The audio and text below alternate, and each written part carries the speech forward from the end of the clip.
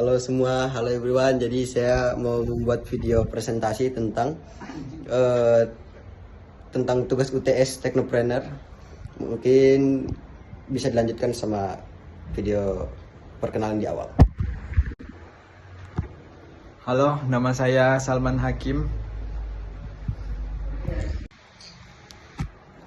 Halo, nama saya Niam Raffi Azidni. Ganti yang lain. Dan saya Muhammad Rizky Aditya. Dan saya Muhammad Fikri Taufiq Rohim. Lanjut ke penjelasan berikut ini. Oke, ketemu lagi guys. Ini video penjelasan. Untuk penjelasan kita akan mempromosikan sebuah produk platform berbagi dan menjelajahi mimpi.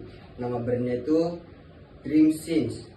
Jadi di kita tuh melihat problem anak-anak sekarang seperti mereka kurang mengaspirasikan diri mereka guys, tentang tentang pergaulan mereka, mimpi atau apapun itu. Jadi kami hadir membawa Dream Sing ini agar mereka bisa menginspirasikan diri mereka tentang mimpi mereka apapun itu. Jadi mereka nggak perlu bingung lagi guys. Nah, masalah utama yang coba diselesaikan oleh Dream Sing adalah bahwa di tengah kehidupan yang penuh tekanan, stres, overthinking atau biasa disebut OVT, dan kurang pengalaman mimpi, seorang terasa semakin liar. Jadi dia ngerasa mimpinya itu dia harus membawa kenyataan guys. Ternyata enggak seperti itu. Nah, ironisnya saat mimpi-mimpi ini muncul sebagai sinyal atau refleksi dari kondisi emosional dan psikologis, belum ada tempat atau ruang yang aman buat mereka cerita, apalagi kalau mereka ceritanya ke dunia digital guys. Jadi sangat-sangat membahayakan untuk diri mereka guys.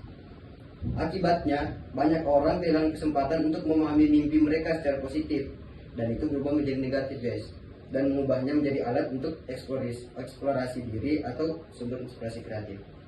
Mungkin bisa dilanjutkan sama yang lain. Yaitu selanjutnya problem statement dan analisis. Dampak psikologis dari kurangnya wadah positif, masalah utama yang diangkat adalah tekanan psikologis harian yang intens, yaitu stres, overthinking, dan kurang tidur. Kombinasi dari ketiganya tidak hanya mengganggu kesehatan mental secara keseluruhan, tetapi juga secara langsung mempengaruhi kualitas dan intensitas mimpi, menjadikan liar atau sulit dipahami. Saat ini individu cenderung tidak memiliki tempat atau ruang aman yang memadai untuk memproses pengalaman mimpi yang membingungkan tersebut secara konstruktif. Kekosongan ini menghasilkan siklus negatif, seperti mimpi yang mengganggu, tidak dipahami, yaitu seperti dia takut bermimpi atau mimpi yang buruk.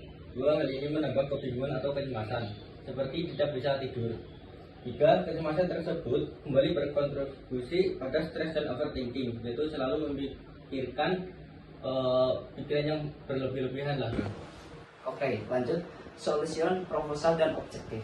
Jadi solution, proposal, dan objektif itu menjadikannya eksplorasi mimpi sebagai terapi diri. Plafon dinamis hadir untuk memutuskan siklus negatif masalah tersebut dengan menaruhkan solusi inovatif yang berfokus pada 3 tujuan utama, yaitu 1. Tujuan inti atau self exploration, menjadikannya eksplorasi mimpi sebagai cara baru memahami diri sendiri dan emosi.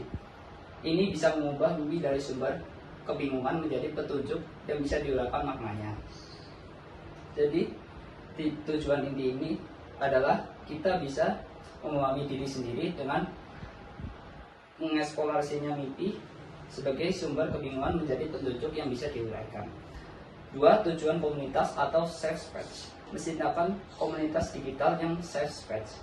Hal ini akan mengatasi ketiadaan wadah dalam menyediakan ruang untuk curhat, berbagi, dan refleksi tanpa stigma. Jadi di dalam tujuan komunitas ini adalah kita bisa menyediakan ruang untuk kita curhat, berbagi, dan refleksi tanpa stigma dengan ketiadaan wadah. Jadi transformasi mimpi menjadi karya kreatif, dan aspek pembeda dari solusi ini adalah pengguna teknologi untuk transformasi data mimpi menjadi sesuatu yang nyata dan kreatif.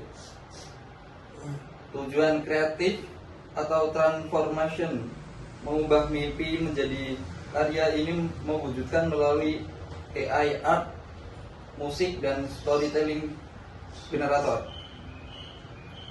Konteksnya, proyek ini merupakan sebuah platform berbagi dan menjelajahi mimpi yang dirancang untuk mengatasi masalah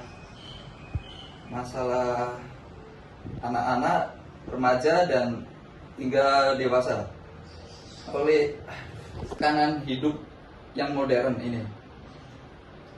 Masalah inti yang diidentifikasikan adalah stres, overthinking, kurang tidur yang membuat pengalaman mimpi menjadi semakin liar dan sulit dipahami. Sementara belum ada wadah atau ruang aman yang positif untuk memproses secara konstruktif untuk menyelesaikan masalah ini.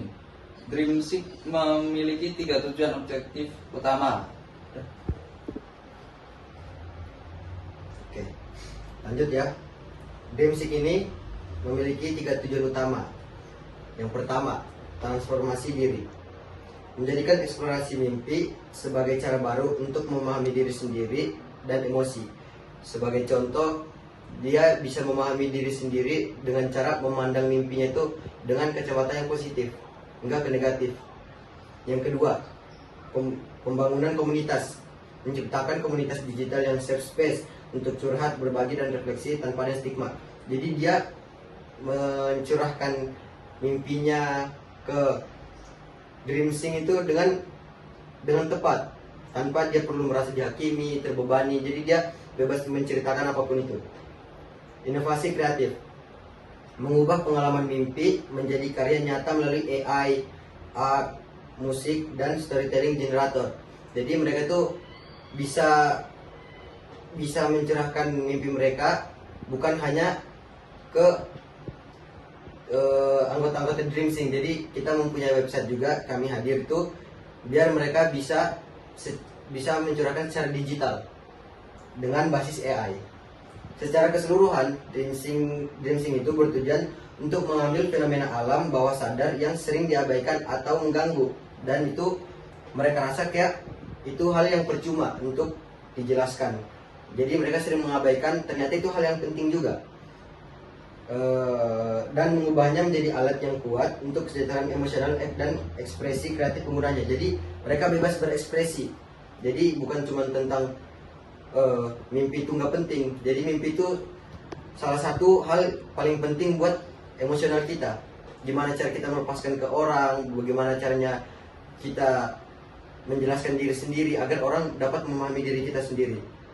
Sebagai contoh, dia mencurahkan mimpinya ke DreamSeek, ke staff DreamSeek, atau website atau aplikasinya yang berbasis AI. Jadi AI kita di DreamSeek enggak seperti AI yang cuman mendengarkan dan menjawab. Jadi kita akan memfokuskan untuk menjadi pendengar yang baik, pendengar yang setia, dan kalau bisa kami akan masukkan